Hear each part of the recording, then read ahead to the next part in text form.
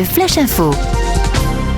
Nouvelle étape importante sur le chantier de l'EPR en construction à Flamanville. La cuve du réacteur a été installée ce vendredi 24 janvier après une manœuvre de 72 heures qui a commencé mercredi. Son installation a mobilisé 80 personnes et s'est fait avec un mois de retard sur le calendrier prévu après une mise en demeure à la mi-décembre de l'ASN. Cette cuve est le premier élément du circuit primaire. La suite sera l'installation des générateurs de vapeur qui sont attendus sur zone dans les semaines qui viennent. L'EPR doit produire 1650 MW d'électricité, 3% de la consommation française à l'horizon 2016. Dans le reste de l'actualité locale, le projet du parking de l'hôpital Pasteur remis en cause. Pour rappel, la communauté urbaine de Cherbourg avait annoncé la construction d'un parking à étage de 300 places près du centre hospitalier public du Cotentin à Cherbourg. Un investissement estimé à 5 millions d'euros.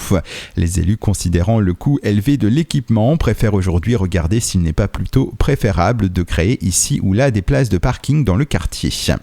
La préfète de la Manche, Danielle Polvé-Montmasson, présentait samedi le projet de nouveau découpage des cantons de la Manche aux conseillers généraux du département. Le but étant de passer de 52 cantons actuellement à 27 d'ici un an. Ce projet a finalement été rejeté par 36 conseillers généraux, 14 l'ont approuvé et 2 se sont abstenus. Parmi les critiques formulées par les élus, les choix de fusion mais aussi les choix des villes-centres pour chaque nouveau canton. Samedi matin, un incendie s'est déclaré dans un groupe de 4 logements situés sur la commune de la Haie-du-Puy. L'un des logements à l'extrémité de la rue a été particulièrement endommagé.